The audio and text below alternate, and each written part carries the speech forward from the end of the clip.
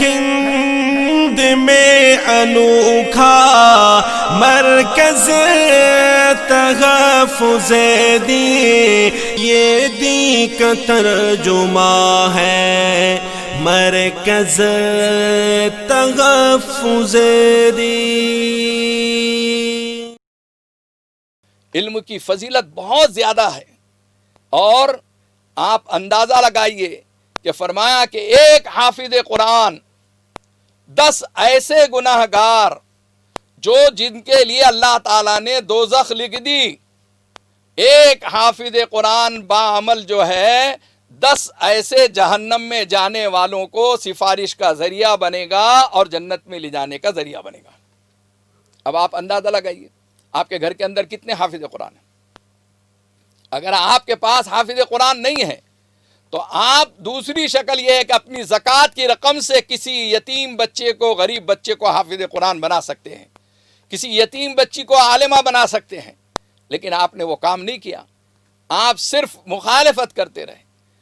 یہ مدارس دینیہ ایک پاور ہاؤس کی حیثیت رکھتے ہیں، جیسے بجلی گھر سے سب جگہ روشنی ملتی ہے، ان مدارس دینیہ سے ہر خطے میں، ہر حصے میں، ہر محلے میں، بستی میں، مساجد تک کے اس کی روشنی پھیلتے رہتی ہے۔ علم کی فضیلت اور ان دینی درسگاہوں کی قدر قیمت ہونا چاہیے۔ علامہ اقبال رحمۃ اللہ علیہ نے فرمایا تھا کہ ان مدرسوں کو ایسے ہی رہنے دو، ورنہ ان گناہگار آنکھوں نے جو قرناطہ اور جو ہے اندلس کے اندر جو حالات دیکھیں، اسپین میں جو حالات دیکھیں، وہ حالات یہاں پر بھی ہوں گے۔ اس لیے میرے عزیز دوستو، ان مدارس دینیہ کو لاک ڈاؤن کے اندر اب جو مصیبت اور پریشانی آئی، آپ نے ساروں کی مصیبت کے لیے رحم دلی دکھائی، ہمدردی دکھائی، ایک مزدور کے لیے، ایک لیبر کے لیے اس کے پاؤں کے چھالوں کو آپ نے دیکھ کر اپنی تھیلیاں کھول دی، آپ نے غریبوں اور یتیموں کے لیے کھانوں کا نظم کیا، قابل مبارکباد ہے۔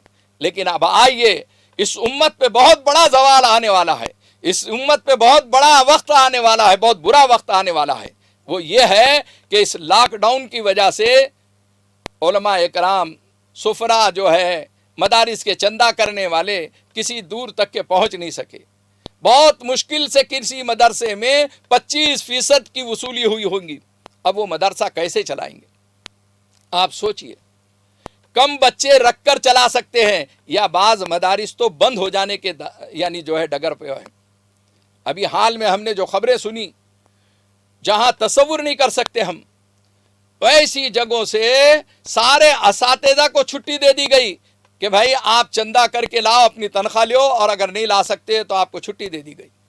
یہ بہت افسوس کی بات ہے۔ اس امت میں کچھ لوگ درد مند ایسے ہونا چاہیے، فکر مند ایسے لوگ ہونا چاہیے، جنہوں نے مزدوروں کے لیے، لیبروں کے لیے، یتیموں اور غریبوں کے لیے فکر کی۔ انہوں نے پھر سے ایک عزم کر کے، حوصلے کے ساتھ، بلندی کے ساتھ اٹھنا چاہیے کہ ان مدارس دینیہ، مکاتب قرآنیہ کے تحفظ اور بقا کی ہم فکر کریں، اس کے لیے پلاننگ بنائیں۔ کیسا برا حال آ گیا، کیسا برا وقت آیا۔ ان مدارس کو دشمنان اسلام جتنا ان کو کھٹکتا ہے، یہ مدرسہ وہ دہشت گردی کا اڈا کہتے ہیں، حالانکہ ان مدرسوں کے اندر آج تک کبھی ایک پستول نہیں ملی، آج تک ایک ریولور نہیں ملی، آج تک کبھی کوئی مرڈر نہیں ہوا، پھر بھی اسے دہشت گردی کا اڈا بولتے ہیں۔ ایک وہ لوگ ہیں دشمنان اسلام جو مدارس کو دہشت گردی کا اڈا بول کر بدنام کرتے ہیں، بند کرنے کے ڈگر پر ہیں۔ ایک ہمارے آستین کے سانپ ہیں جو کسی نہ کسی طریقے سے مدارس کو بند کرنے کے سلسلے میں فکر مند ہے اور اس کے خلاف میں زہر اگلتے رہتے ہیں۔